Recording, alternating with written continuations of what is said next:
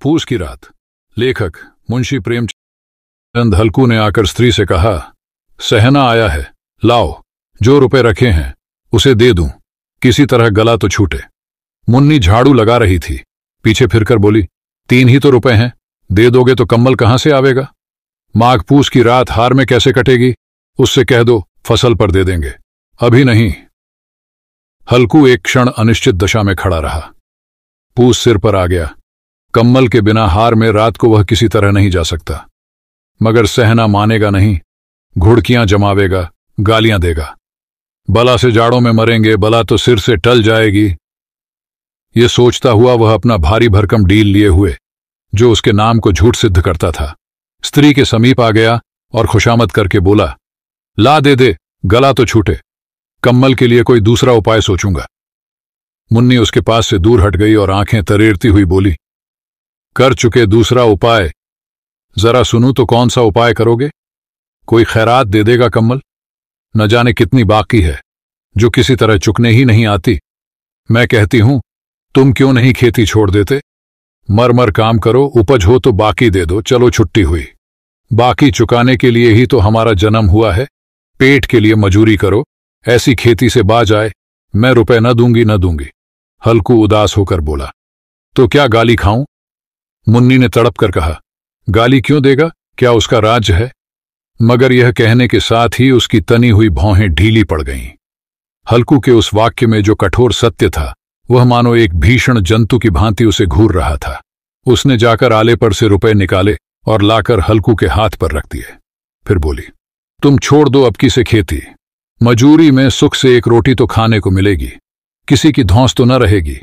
अच्छी खेती है, मजूरी करके लाओ, वह भी उसी में झोंक दो, उस पर धौंस। हल्कू ने रुपए लिए और इस तरह बाहर चला मानो अपना हृदय निकाल कर देने जा रहा हो।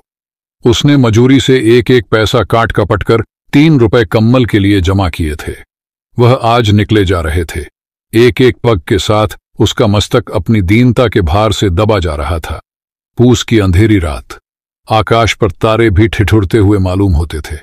हल्कू अपने खेत के किनारे ऊख के पतों की एक छतरी के नीचे बांस के खटोले पर अपनी पुरानी गाढ़े की चादर ओढ़े पड़ा कांप रहा था। खाट के नीचे उसका संगी कुत्ता जबरा पेट में मुंह डाले सर्दी से कूं कूं कर रहा था। 2 में से एक को भी नींद न आती थी। हल्कू ने घुटनियों को गर्दन में चिपकाते हुए कहा, क्यों जबरा, जाड़ा लगता है? कहता तो था घर में पुआल पर लेट रहा, तो यहां क्या लेने आए थे? अब खाओ ठंड, मैं क्या करूं? जानते थे मैं यहां हलवा पूरी खाने आ रहा हूं। दौड़े दौड़े आगे आगे चले आए। अब रो नानी के नाम को। जबरा ने पड़े पड़े दुम हिलाई और अपनी कूं कूं को दीर्घ बनाता हुआ एक बार जम्हाई लेकर चुप हो गया। उसकी श्वान बुद्धि ने शायद ताड़ लिया, स्वामी को मेरी कूं कूं से नींद नहीं आ रही है। हल्कू ने हाथ निकालकर जबरा की ठंडी पीठ सहलाते हुए कहा, कल से मत आना मेरे साथ, नहीं तो ठंडे हो जाओगे। ये रांड पछुआ न जाने कहां से बर्फ ले आ रही है। उठूं, फिर एक चिलम भरूं, किसी तरह रात तो कटे। 8 चिलम तो पी चुका। ये खेती का मजा है, और एक एक भगवान ऐसे पड़े हैं जिनके पास जाड़ा जाए तो गर्मी से घबराकर भागे। मोटे मोटे गद्दे, लिहाफ, कम्बल, मजाल है जाड़े का गुजर हो जाए। तकदीर की खूबी, मजूरी हम करें, मजा दूसरे लूटें। हल्कू उठा, गड्ढे में से जरा सी आग निकालकर चिलम भरी। जबरा भी उठ बैठा। हल्कू ने चिलम पीते हुए कहा, पिएगा चिलम? जाड़ा तो क्या जाता है, जरा मन बदल जाता है। जबरा ने उसके मुंह की ओर प्रेम से छलकती हुई आंखों से देखा।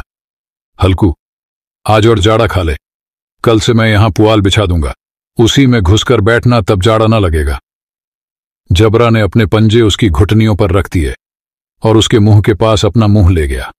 हल्कू को उसकी गर्म सांस लगी। चिलम पीकर हल्कू फिर लेटा और निश्चय करके लेटा कि चाहे कुछ हो, अब की सो जाऊंगा। पर एक ही क्षण में उसके हृदय में कंपन होने लगा। कभी इस करवट लेटता, कभी उस करवट, पर जाड़ा किसी पिशाच की भांति उसकी छाती को दबाए हुए था। जब किसी तरह न रहा गया तो उसने जबरा को धीरे से उठाया और उसका सिर को थपथपाकर उसे अपनी गोद में सुला लिया।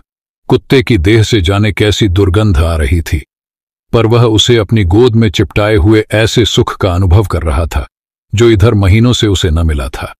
जबरा शायद यह समझ रहा था कि स्वर्ग यहीं है और हल्कू की पवित्र आत्मा में तो उस कुत्ते के प्रति घृणा की गंध तक न थी। अपने किसी अभिन्न मित्र या भाई को भी वह इतनी ही तत्परता से गले लगाता। वह अपनी दीनता से आहत न था, जिसने आज उसे इस दशा को पहुंचा दिया। नहीं, इस अनोखी मैत्री ने जैसे उसकी आत्मा के सब द्वार खोल दिए थे और उनका एक एक अणु प्रकाश से चमक रहा था। सहसा जबरा ने किसी जानवर की आहट पाई। इस विशेष आत्मीयता ने उसमें एक नई स्फूर्ति पैदा कर दी थी, जो हवा के ठंडे झोंकों को तुच्छ समझती थी। वह झपटकर उठा और छपरी से बाहर आकर भूंकने लगा। हल्कू ने उसे कई बार चुमकार कर बुलाया, पर वह उसके पास न आया। हार में चारों तरफ दौड़ दौड़कर भूंकता रहा।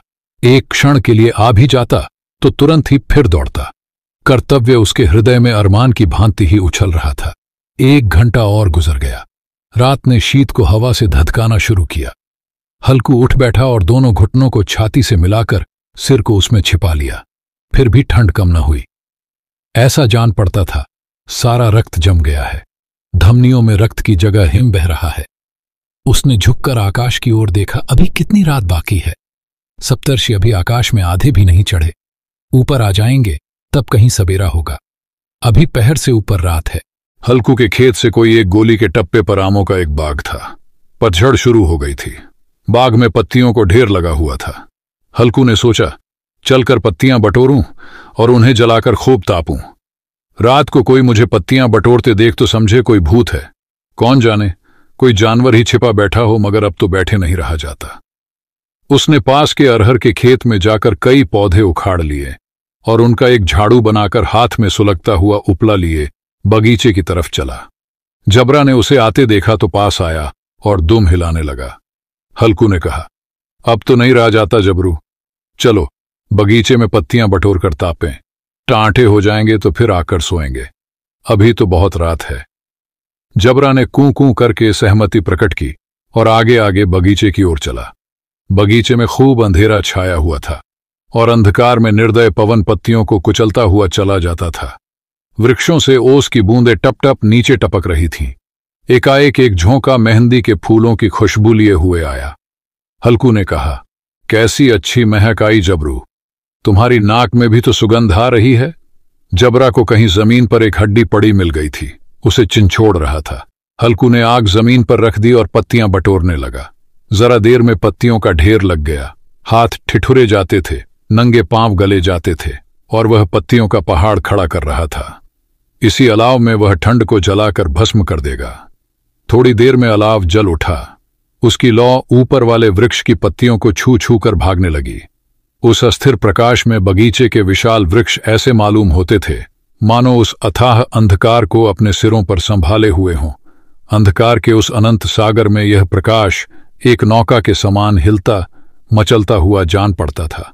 हल्कू अलाव के सामने बैठा आग ताप रहा था। एक क्षण में उसने दोहर उताकर बगल में दबा ली, दोनों पांव फैला दिए मानो ठंड को ललकार रहा हो। तेरे जी में जो आए सो कर।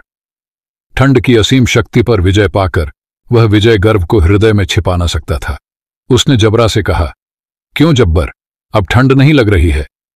जब्बर ने कूं कूं करके मानो कहा, अब क्या ठंड लगती ही रहेगी। पहले से यह उपाय न सूझा, नहीं इतनी ठंड क्यों खाते? जब्बर ने पूंछ हिलाई। अच्छा आओ, इस अलाव को कूदकर पार करें, देखें कौन निकल जाता है। अगर जल गए बच्चा तो मैं दवा न करूंगा। जब्बर ने उस अग्निराशि की ओर कातर नेत्रों से देखा। मुन्नी से कल न कह देना, नहीं तो लड़ाई करेगी। यह कहता हुआ वह उछला और उस अलाव के ऊपर से साफ निकल गया। पैरों में जरा लपट लगी, पर वह कोई बात न थी। जबरा आग के गिर्द घूमकर उसके पास आ खड़ा हुआ। हल्कू ने कहा, चलो चलो इसकी सही नहीं, ऊपर से कूद कर आओ। वह फिर कूदा और अलाव के इस पार आ गया। पत्तियां जल चुकी थीं। बगीचे में फिर अंधेरा छा गया था। राख के नीचे कुछ कुछ आग बाकी थी, जो हवा का झोंका आ जाने पर जरा जाग उठती थी, पर एक क्षण में फिर आंखें बंद कर लेती थीं। हल्कू ने फिर चादर ओढ़ ली और गर्म राख के पास बैठा हुआ एक गीत गुनगुनाने लगा। उसके बदन में गर्मी आ गई थी, पर ज्यों-ज्यों शीत बढ़ती जाती थी उसे आलस्य दबाए लेता था। जबरा जोर से भूंककर खेत की ओर भागा। हल्कू को ऐसा मालूम हुआ कि जानवरों का एक झुंड खेत में आया है। शायद नीलगायों का झुंड था। उनके कूदने दौड़ने की आवाजें साफ कान में आ रही थीं। फिर ऐसा मालूम हुआ कि खेत में चर रही हैं। उनके चबाने की आवाज चर चर सुनाई देने लगी। उसने दिल में कहा, नहीं, जबरा के होते कोई जानवर खेत में नहीं आ सकता। नोच ही डाले, मुझे भ्रम हो रहा है। कहां? अब तो कुछ नहीं सुनाई देता। मुझे भी कैसा धोखा हुआ। उसने जोर से आवाज लगाई, जबरा, जबरा। जबरा भूंकता रहा, उसके पास न आया। फिर खेत के चरे जाने की आहट मिली। अब वह अपने को धोखा न दे सका। उसे अपनी जगह से हिलना झर लग रहा था। कैसा दंदाया हुआ था। इस जाड़े पाले में खेत में जाना, जानवरों के पीछे दौड़ना असह्य जान पड़ा। वह अपनी जगह से न हिला। उसने जोर से आवाज लगाई, लिहो लिहो लिहो। जबरा फिर भूंक उठा। जानवर खेत चर रहे थे। फसल तैयार है। कैसी अच्छी खेती थी, पर ये दुष्ट जानवर उसका सर्वनाश किए डालते हैं। हल्कू पक्का इरादा करके उठा और 2-3 कदम चला, पर एकाएक हवा का ऐसा ठंडा, चुभने वाला, बिच्छू के डंक का सा झोंका लगा कि वह फिर बुझते हुए अलाव के पास आ बैठा और राख को कुरेद कर अपनी ठंडी देह को गरमाने लगा।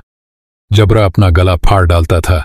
नील गायें खेत का सफाया किए डालती थीं और हल्कू गर्म राख के पास शांत बैठा हुआ था। अकर्मण्यता ने रस्सियों की भांति उसे चारों तरफ से जकड़ रखा था। उसी राख के पास गर्म जमीन पर वह चादर ओढ़कर सो गया। सवेरे जब उसकी नींद खुली, तब चारों तरफ धूप फैल गई थी और मुन्नी कह रही थी, क्या आज सोते ही रहोगे? तुम यहां आकर रम गए और उधर सारा खेत चौपट हो गया। हल्कू ने उठकर कहा, क्या तू खेत से होकर आ रही है? मुन्नी बोली, हां, सारे खेत का सत्यानाश हो गया। भला ऐसा भी कोई सोता है? तुम्हारे यहां मड़ैया डालने से क्या हुआ? हल्कू ने बहाना किया, मैं मरते मरते बचा। तुझे अपने खेत की पड़ी है।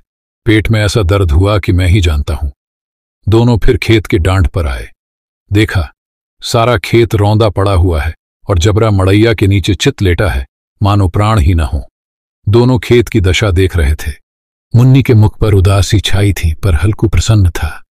मुन्नी ने चिंतित होकर कहा, अब मजूरी करके मालगुजारी भरनी पड़ेगी। हल्कू ने प्रसन्न मुख से कहा, रात को ठंड में यहां सोना तो न पड़ेगा। अगर आप हमारे चैनल पर नए हैं तो Ravish tutorials for education RTE को सब्सक्राइब जरूर करें। धन्यवाद।